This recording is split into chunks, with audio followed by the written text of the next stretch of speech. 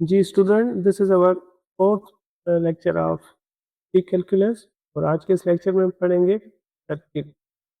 तो a circle is a round shape where all points on its boundary are equally far from the centre. इसका मतलब क्या है कि सर्किल की बाउंड्री पर हम जो भी पॉइंट कंसीडर करें और उसका हम डिस्टेंस फाइंड करें from the centre of a circle means यहाँ पर, तो हमेशा क्या होगा वो सेम डिस्टेंस आएगा। हम लेट्स से ये जो सेंटर है हमारे पास इसको हम कंसीडर करेंगे as a C, and if we choose any point on its boundary, let's say this is a point which is P. अब ये जो डिस्टेंस है हमारा ये from centre to its boundary, ठीक है, या फिर एक और पॉइंट हम यहाँ पे कंसीडर करेंगे, let's say point Q। Again इस पॉइंट से सेंटर से लेके पॉइंट Q तक जो डिस्टेंस है वो सेम ही होगा, मीन्स इस लाइन का जो डिस्टेंस होगा वो सेम ही होगा।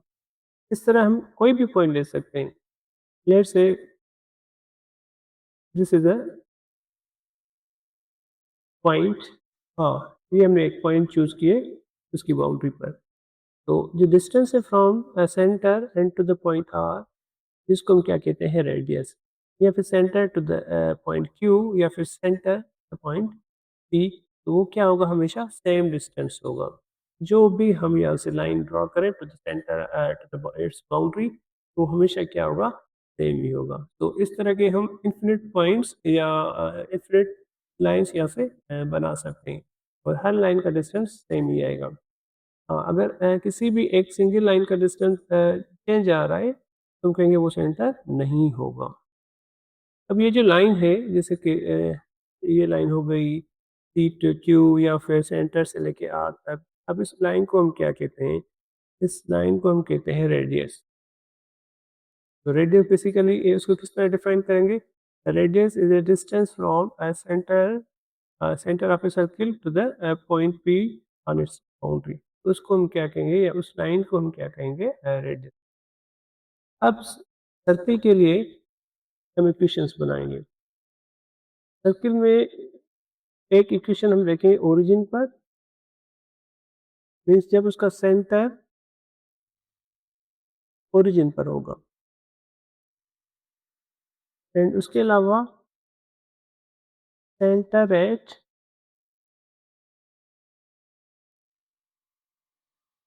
H and k, means x coordinate and this is a y coordinate, means origin के अलावा भी हम उसका सेंटर किसी और पॉइंट पर रखकर चेक करेंगे, उसकी इक्वेशन बनाएंगे। अच्छा, इनसे इसकी करस्पॉन्डिंग में जो हमें इक्वेशन मिलेगी जिसको हम क्या कहते हैं कि स्टैंडर्ड फॉर्म ऑफ सर्किट,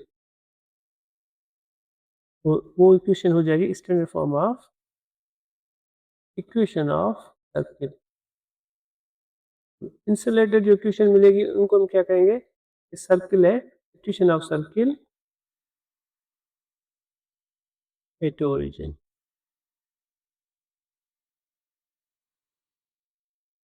इसको समझने के लिए स्टैंडर्ड फॉर्म को समझने के लिए हम क्या करेंगे? लेट्स से कि इसकी सेंटर क्या होगा? तो basically this is the centre, ठीक है, and if we choose any point, let's say we choose this point, so this is the center and this is the point P।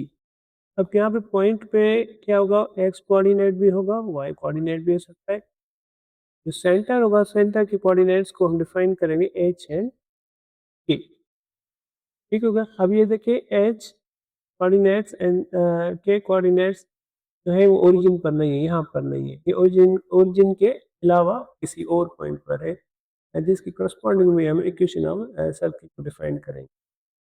तो अब क्या होगा कि सेंटर से लेके पॉइंट पी तक, जिसको हम कहते हैं रेडियस, का डिस्टेंस फाइंड करेंगे। तो डिस्टेंस फाइंड करने के लिए हम क्या करते हैं कि डिस्टेंस फाइंड करेंगे मीन्स रेडियस फाइंड करेंगे, ये वाला। तो ये क्या हो जाएगा? फार्मूला था हमारा कि x2 minus x1 whole square plus y2 minus y1 whole square. अब let's say this is x2 y2 x1 y1। तो क्या होना चाहिए?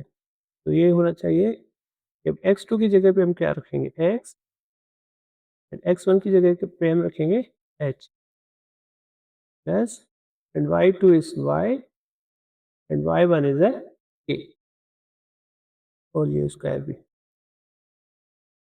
Now squaring on both sides इस इक्वेशन के, तो क्या होना चाहिए? r स्क्वायर मीन्स रेडियस का square x minus h whole square plus y minus k whole square. तो स्क्वायरिंग ऑन बोथ साइड करने से ये क्या हो जाएगा? पावर पावर के साथ डिवाइड हो जाएगा। तो resulting is x minus h whole square plus y minus k whole square, या फिर इसको इस तरह लिखेंगे हम x minus h whole square plus y minus k whole square is equal to the r square. अब इस इक्वेशन को हम क्या कहेंगे? Equation of circle. ठीक है, standard form of equation of circle, standard form of equation of circle.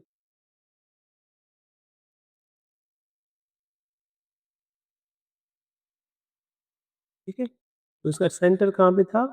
Centre at h comma p। अच्छा, अब हम क्या करेंगे? इफ के अगर हमारे पास जो सर्किल है वो सेंटर पर होना चाहिए, तो सेंटर के लिए मैंने कोऑर्डिनेट्स कौन से बताए थे? h एंड k, जैसे this is h, this is k। यहाँ पे जो कोऑर्डिनेट्स होंगे वो क्या होगा? h भी 0 होता है, k भी 0 होता है। अब हम इक्वेशन ऑफ का जो स्टैंडर्ड फॉर्म है वहाँ पे h और k को 0 कर लेंगे तो क्या होना चाहिए? मीन्स के यहाँ पे भी 0 होगा, यहाँ पे भी 0 होगा। क्या बनना चाहिए कि x minus 0 whole square plus y minus 0 whole square equal to the r square, या फिर x square plus y square is equal to the r square. ये जो इक्वेशन है, equation of circle when centre at origin. तो जब origin पर centre होगा तो हम इस इक्वेशन को फॉलो करेंगे, अदरवाइज कोई और किसी भी पॉइंट पर उसका सेंटर हो तो हम इसकी स्टैंडर्ड फॉर्म को फॉलो करेंगे। तो अब हम क्या करेंगे? कुछ प्रॉब्लम्स करेंगे, ग्राफ बनाएंगे जियोजेब्रा पर, जैसे कि हमारे पास है सेंटर पर x square plus y square is equal to the p square. तो देखिए ये सर्किल बनेगा हमारा। अब थ्री थ्री मीन्स एक्स का रेडियस होगा ना, x square plus y square equal to the r square था इक्वेशन में। आर स्क्वायर आर की वैल्यू यहाँ पे 3 होगी, मीन्स इसका रेडियस क्या होगा? 3 होगा। मीन्स सेंटर से लेके इस पॉइंट तक जो डिस्टेंस होगा वो 3 होगा। ये देखिए यूनिट 1, यूनिट 2, यूनिट 3। तो इसकी लेंथ अगर हम चेक करेंगे तो वो 3 होगी। किसी भी पॉइंट पे भी हम चेक करेंगे ना इसकी बाउंड्री पर, तो हमेशा इसका रेडियस यही रहेगा, 3 रहेगा। अच्छा, अगर इसको हम थोड़ा चेंज करें, जैसे कि x square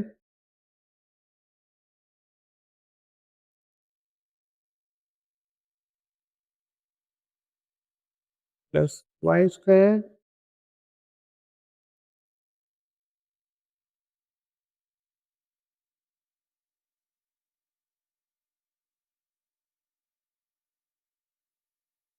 is equal to the,